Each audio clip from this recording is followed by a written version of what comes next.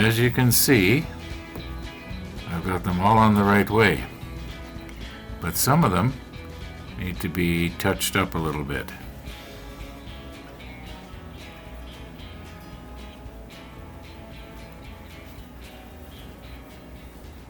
Like this one. I'll put the macro lens on and show you what I'm talking about. I used the extra thin on all of them, and where the extra thin liquefied the dark paint and it flowed up into the lighter paint, it's quite noticeable. So I've got to touch that up. Not only that, but it's kind of shiny, and if the light hits it just right or just wrong, well, yeah, there's a problem. So I'm just going to have to take a little bit of time here and go around these things with the paintbrush, I guess. It won't take long. I have been around all 8 of these turrets now with the light gray and touched it up, and at a normal viewing distance it looks okay. But there was 2 of them where I got a little bit too aggressive, I guess, and I got some of the light gray on the little dark control box or whatever this thing is on the side, and I was thinking, you know what, now is a good chance for me to try out this 000 brush and just yeah, see how delicate I can paint. I'll put the macro lens on, this one in particular. If I was to use this brush, for instance, and try and, I'd be flooding in the delicate areas or fine detail. Whereas I think if I was to use this one here and just sort of pinpoint it in, I won't be adding any paint to places that I don't need paint. Anyway, so I'll be using the darker gray now.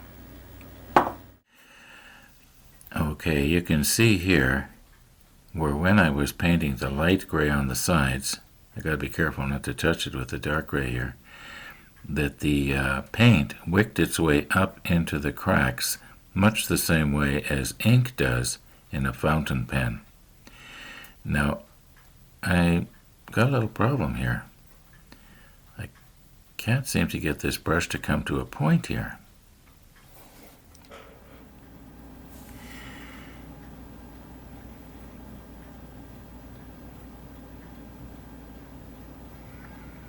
I think that if I was to trim off some of those stragglers that are sticking out at the side there, it'd probably be okay. I'll do that later. In the meantime, let's try out the other one.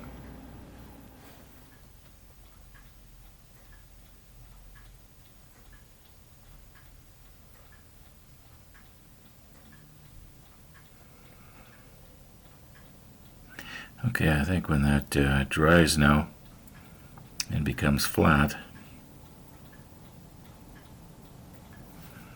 it'll be okay. There's one other part, a little spot on the end. Well, I'll show it to you. Okay, this is the one here, and right on the end, as you can see, I have cleaned out the brush because it took me a while to set everything up here and I didn't want it drying in the bristles. But right on the end there where I'm touching right now, I must have got this gray on there. I can see it actually probably better than you for once. But anyway, I think that if I was to, let's get all the fluffies off of there. Let's give it a try here. Okay, now very carefully here, so I don't want to be touching the sides of the turret.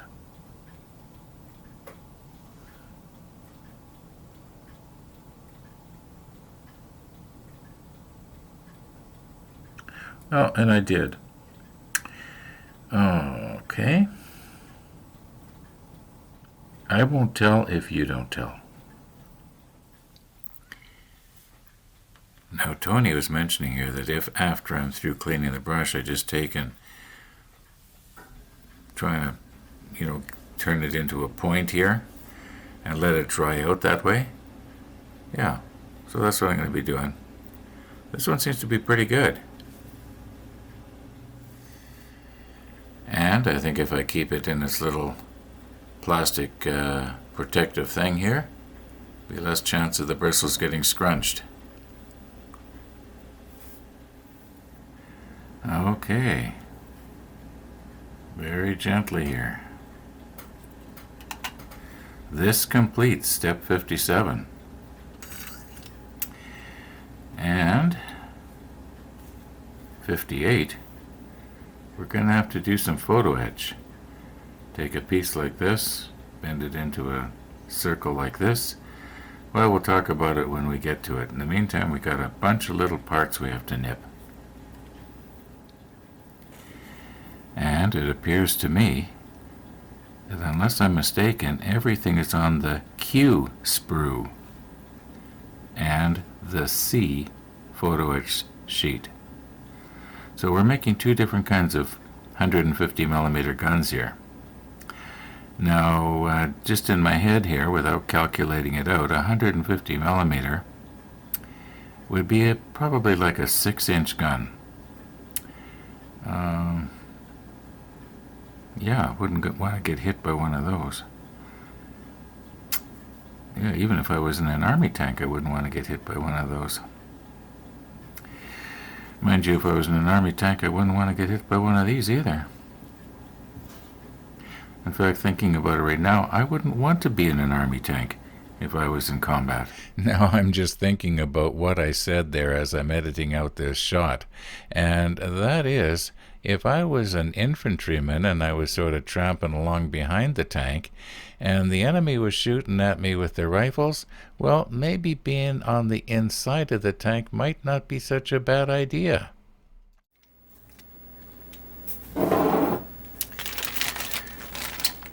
There are two photo etch C sheets, so likely what's going to happen is we'll need one off each sheet here. And there are 4 of sprue Q. We're dealing with much larger turrets and larger gun barrels. It looks to me as though we need pretty much everything off of the sheet. Off of the sprue here. We might end up with 2 extra turrets for one, because this one we're supposed to make 4 of, and this one we're supposed to make 6 of. So yeah, we're probably going to end up with extra pieces. Okay, for a minute there I thought we didn't have enough plastic parts here. Okay, so we're supposed to make 2 turrets that look like this, and 4 turrets that look like this. And there's a total of 8 here altogether. You know what, I think the easiest thing to do is just nip everything off and pick out the best 6 pieces here. At least that's my thinking right now. In the comments from yesterday's video, number 290, one of the viewers was talking about rabbit stew. You'll remember I talked about the rabbits yesterday. So, yeah, he was talking about rabbit stew, and I said something to the effect of, well, if I think of it, I'll talk about my first remembrance of a rabbit. And it goes like this. When I was about 5 years old and living with my grandparents on their farm, I went out with my grandfather in the wintertime, and he took along his .22.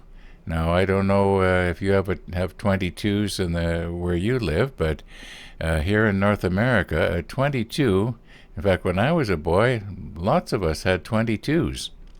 I had one. It was a rifle.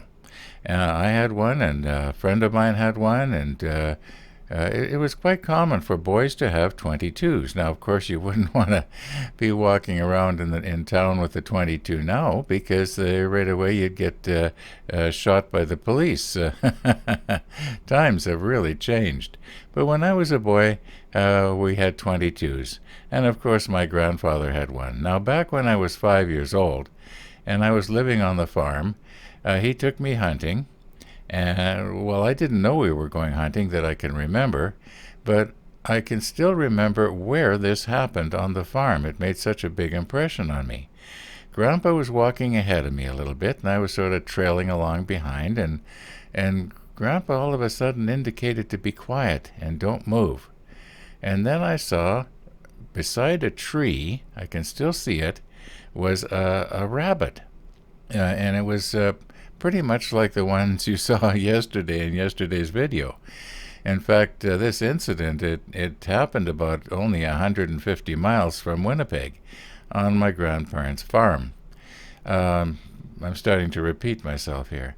Anyway, Grandpa carefully and quietly takes aim and he shoots the rabbit.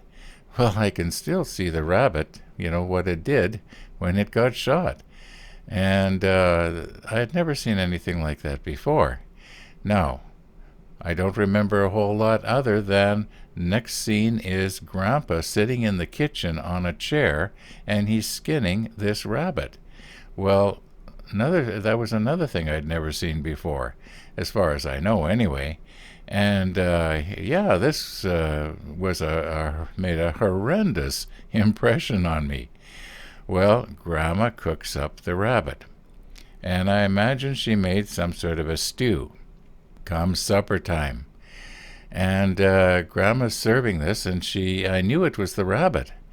I was remembering the rabbit being shot, the rabbit being skinned, and Grandma, I wouldn't eat it. And Grandma, I can still hear her say, "Come on, Ronnie, eat your nice bunny."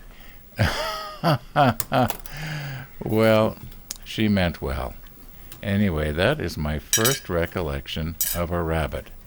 And I didn't make this up. This is, this really happened. Yeah. In the meantime, back to the model here.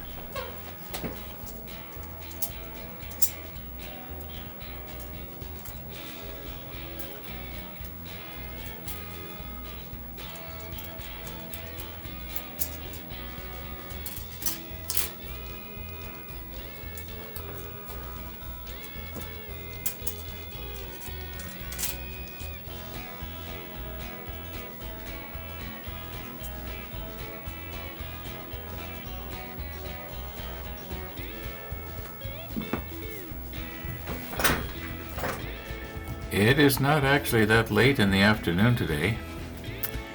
However, I like to be able to trim the excess sprue and what have you off of these parts in a rather relaxed and unrushed manner. And not having the camera running or worrying about that is how I do it. So I think I'm going to cut this video off for today, and then tomorrow we'll continue on with step 58. We've done pretty good. Yeah, thanks for watching, and all being well, we'll see you tomorrow.